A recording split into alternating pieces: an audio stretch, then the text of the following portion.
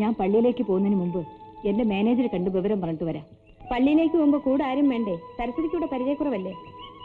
മറ്റാരും വേണ്ട, ഞാൻ സദ്യ കഴിഞ്ഞു വരും. ആ കെട്ടിടത്തിലല്ലേ എന്റെ മാനേജറുടെ മുറി? അതെ.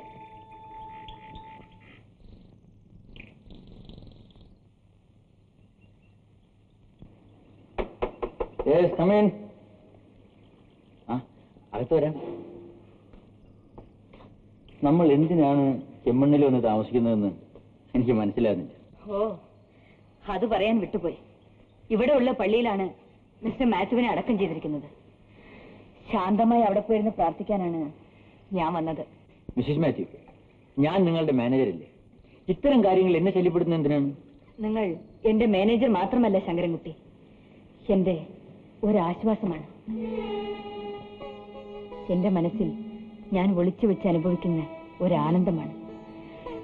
എന്റെ മറ്റൊരു ഹൃദയഭാരമാണ്. സന്ധ്യയോടുകൂടി പള്ളിയുടെ അടുത്തുള്ള സെമിത്തേരി വരെ വരണം. ഞാനവിടെ കാണും. വരില്ലേ? വരാം.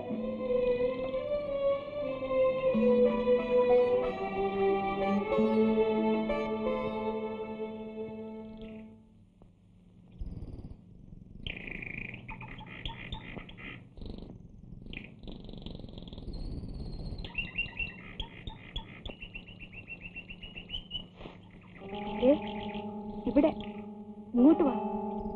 ഇങ്ങോട്ട് വരെ ആരും കാണത്തില്ല. ഇവിടെ ഇങ്ങോട്ട് വാ. ഇങ്ങോട്ട് വരാൻ ആരും കാണില്ല. ഇങ്ങോട്ട് ഇങ്ങോട്ട്.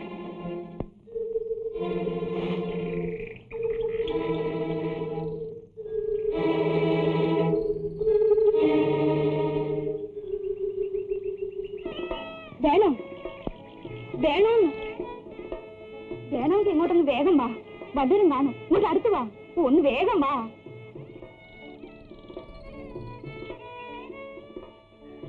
ഇങ്ങോട്ടിരിക്കും സാറേ. രസികം മാറ്റാം. വെള്ളം ചേർക്കാൻ അടിച്ചു. എനിക്ക് വേണ്ട. പിന്നെ നിങ്ങൾ എന്തിനാ ഇങ്ങോട്ട് വന്നത്?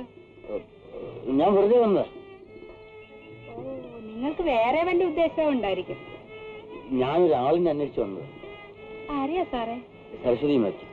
എന്റെ അറിയോ? കൊള്ളാം. അവരെ അറിയാത്തവരാരെങ്കിലും ഈ സ്ഥലത്തുണ്ടോ? എന്താ പേര്?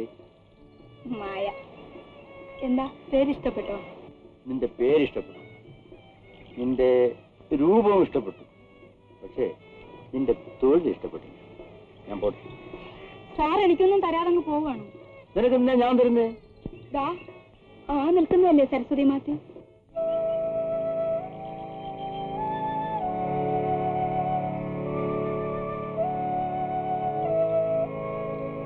അതെ.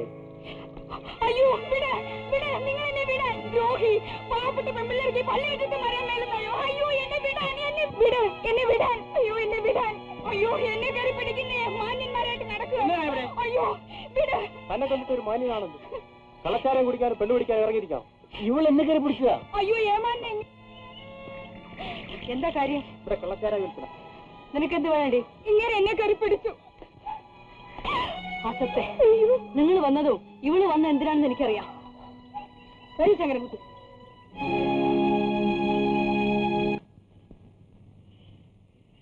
അയ്യോ, എനിക്ക് എഴുത്ത് വായന അറിയത്തില്ല. വായിക്കണ. നിങ്ങളുടെ സ്വർണത്തിനും മേടിക്കും കളപിടിച്ചിരിക്കുന്നു. ആ കള നിങ്ങൾക്കെതിരായിട്ട് സാധ്യമായി. അത് തീപോലെ നിങ്ങളുടെ ശരീരത്തെ ദഹിപ്പിക്കും. അന്ധകാലത്തേക്ക് നിങ്ങൾ കൊവാട്ട് സൂക്ഷിച്ചു വെക്കുകയാണ്. വച്ചിരിക്കുകയാണ്.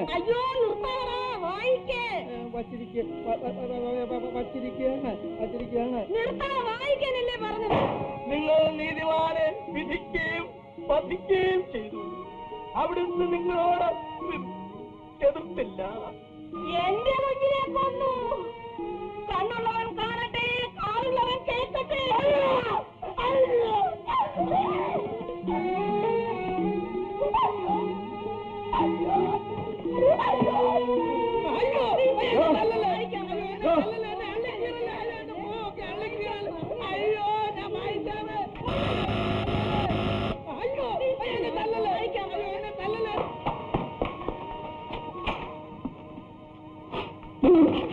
എന്റെ മുഖത്തെന്താണ്?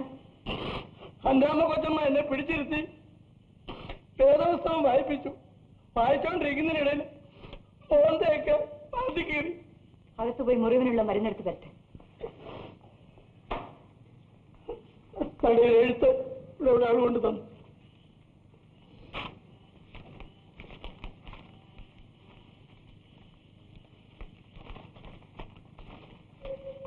ശങ്കരകുട്ടി, എനിക്കൊരു കാര്യം പറയണം.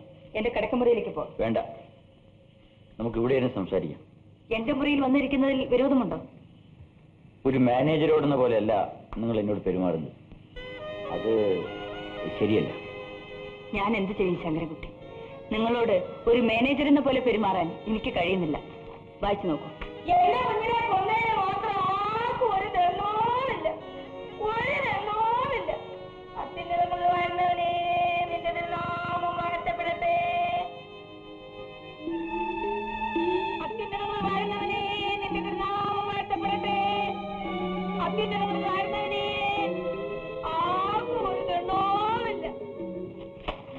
ഈ കത്തെഴുതിയിരിക്കുന്ന പപ്പുണ്ണിയെ നിങ്ങൾ അറിയുമോ? എന്റെ ഭർത്താവിന്റെ ആശ്രിതനായിരുന്നു, ഒരു നല്ല മനുഷ്യൻ. ശങ്കരൻകുട്ടിയെ അയാൾ പിരിച്ചുവിടണമെന്ന് എഴുതിയതാണ് എനിക്ക് മനസ്സിലാകാത്തത്. അത് മാത്രമാണ് എനിക്ക് മനസ്സിലായത്. ശങ്കരൻകുട്ടി ഒരു പെൺകുട്ടിയെ സ്നേഹിക്കുന്നു എന്ന് എഴുതിയിരിക്കുന്നല്ലോ, ആ കുട്ടി ഏതാണ്? പറയാൻ ബുദ്ധിമുട്ടുണ്ട്. ഈ കത്തിൽ എഴുതിയിരിക്കുന്നത് എനിക്ക് വിശ്വസിക്കാൻ കഴിയുന്നില്ല. ശങ്കരൻകുട്ടി സ്നേഹിക്കുന്ന പെണ്ണിനെ മറക്കുന്നവനല്ല. അല്ല. നാളെയാണ് എസ്റ്റേറ്റ് മുതലാളിമാരുടെ കോൺഫറൻസ്. ജോൺ സെബാസ്റ്റ്യന്റെ ബംഗ്ലാവിൽ വെച്ചാണ്. 10 മണിക്ക് തന്നെ ശങ്കരൻകുട്ടി പോണം. എനിക്ക് പോരാ.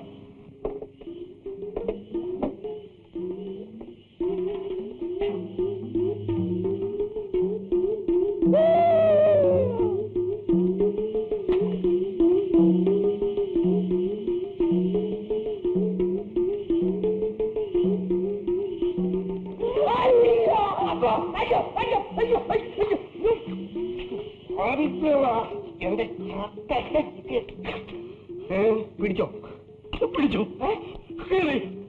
ആശാനെ, എന്നെ ഇവിടുന്ന് എങ്ങനെയാണ് ഒന്ന് രക്ഷിക്കണം. ആശാന്റെ കൂടെ ഞാൻ വന്ന് താമസിച്ചോളാം കേട്ടോ. ആ ശരി, ഞാൻ ഈ താക്കോൽ കൊടുത്തിട്ട്. വേണ്ട, അവിടെ ഉണ്ടല്ലോ ഭയങ്കര മങ്കിയമ്മ. മങ്കിയല്ലടാ പങ്കി. എന്നാ പങ്കി വേണ്ട, ഞാൻ ഇവിടെ ഇങ്ങനെ കിടന്നോളാം. എന്നാ അതാണ് നല്ലത്.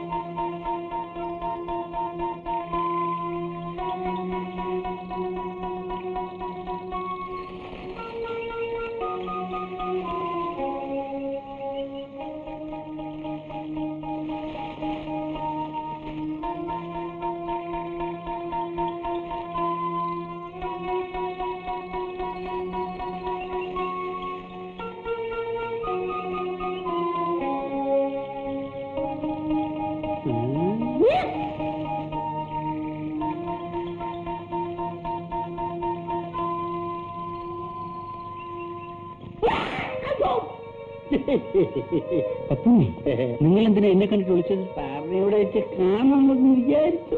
പപ്പുണ്ണി, നിങ്ങൾ എത്ര വേഷമാണ് അഭിനയിക്കുന്നത്? ചിലപ്പോ മൂലാളിയുടെ ആളാണ്, ചിലപ്പോ യൂണിയൻ ഓഫീസർ കാണും, ചിലപ്പോ എന്റെ ആളാണ്, മറ്റു ചിലപ്പോ എന്നെ പിരിച്ചുവിടണമെന്ന് പറഞ്ഞ് കത്തെഴുതും. സത്യത്തിൽ നിങ്ങൾ ആരാണ്? സത്യത്തിൽ ഞാനൊരു മനുഷ്യനാണ് സാർ. സാർ ഈ എസ്റ്റേറ്റിൽ ജോലി ചെയ്തത് ഞാൻ അറിഞ്ഞുകൊണ്ടാണ്. അന്ന് അതിന്റെ ആവശ്യമുണ്ടായിരുന്നു. സാർ ഇപ്പോൾ ഇവിടുന്ന് പോകേണ്ടത് എന്റെ സ്വന്തം കാര്യമാണ്, എന്റെ മകളുടെ ഭാവിക്ക് വേണ്ടി. സാർ ഇന്നിവിടെ നിന്നാൽ ആളുടെ ജീവന് വരെ അപകടമാണ്. അതാണ് ഞാൻ സരസ്വതി കൊച്ചമ്മയ്ക്ക് അങ്ങനെ എഴുതിയത്. നിങ്ങളാണ് മാത്യുവിനെ കൊന്നതെന്ന് എന്നോട് പറഞ്ഞില്ലേ?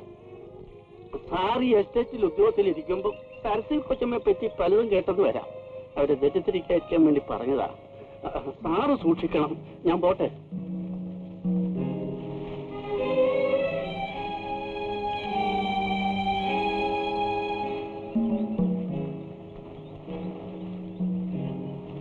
ഇതൊരു മായാലോകമാണ്.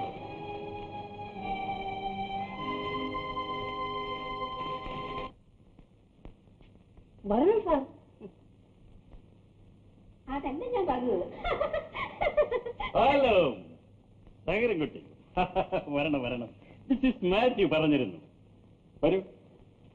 മിസ്റ്റർ മേനോനും ജോസഫും വന്നാൽ 1 മണിക്കൂറിനകം നമുക്ക് കോൺഫറൻസ് തുടങ്ങാം. ചായ കൊണ്ടുവരും. കമേ.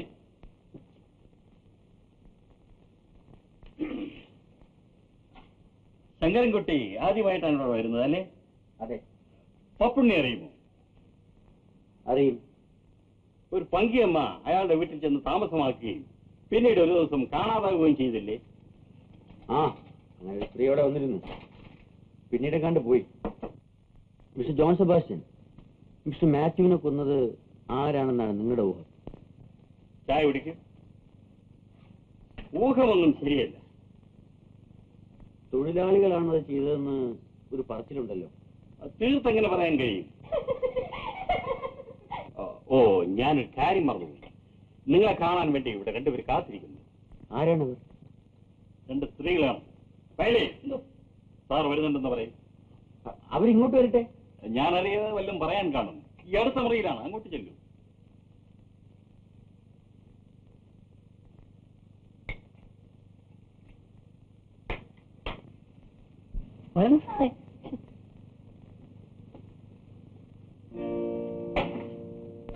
നിങ്ങൾ ഇവിടെ? അതാര്? ഇങ്ങോട്ട് പാടി.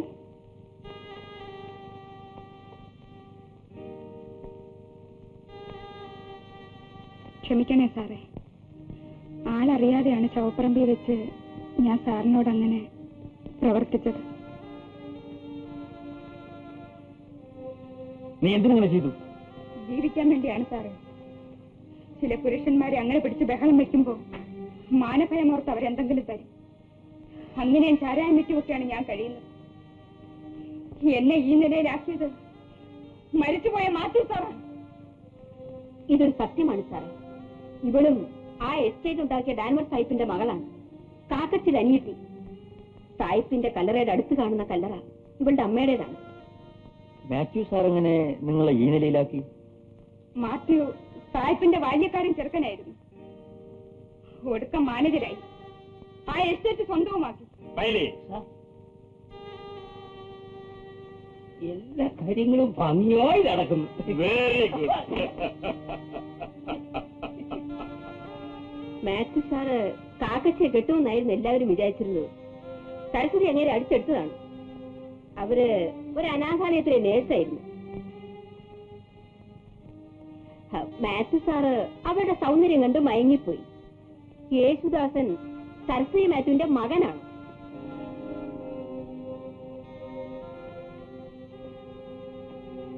പിന്നെ അയാൾ അവരെ എതിർക്കുന്നതിന്? അയാളോട് പറഞ്ഞിരിക്കുന്നത് വളർത്തു മകനെന്നാണ്. അയാൾ നേരും നെറിയുള്ളവനായതുകൊണ്ട് തൊഴിലാളിയുടെ കൂടെ നിൽക്കുന്നു. ആട്ടെ, മുത്തപ്പനെ കൊല്ലിച്ചത് ആരാ? നിന്നെ ശവപ്പറമ്പിലേക്ക് പറഞ്ഞു വിട്ടത്, നിന്നെ ഇവിടെ താമസിപ്പിച്ചിരിക്കുന്നത്? അല്ല, സരസ്വതി മാത്യു. കൊന്നത് മേനോ സാറും ഒക്കെ കൂടെ തന്നെ. കൊല്ലിച്ചത് അവരാണ്. എന്തിനാണെന്നോ? മാത്യു സാറിനെ കൊന്നത് മുത്തപ്പനാണെന്ന് വരുത്താൻ. ഈ കെട്ടുകഥകളൊന്നും എനിക്ക് കേൾക്കണ്ട, പറഞ്ഞത് മതി. സാറേ, ഞാൻ അവരുടെ ഡ്രൈവറുടെ ഭാര്യ. അറിയാം. ഗോമുവിനെ വിചാരിച്ചെങ്കിലും സാർ അവിടുന്ന് രക്ഷപ്പെടണം. അത് ഞാൻ തീരുമാനിച്ചോളാം. മാത്യു സാറിനെ കൊന്നത് ആരാണെന്നറിയാമോ? എന്റെ ഭർത്താവ് പാപ്പുക്കുട്ടി. വിഷം കൊടുത്തു കൊന്നു. സരസ്വതി കൊച്ചമ്മ വിഷം ചേർത്ത് കൊടുത്തു. എന്നെയും എന്റെ ഭർത്താവിനെയും രക്ഷിക്കാൻ വേണ്ടി പപ്പുണ്ണിച്ചേട്ടൻ അതേക്കാമെന്ന് പറഞ്ഞു.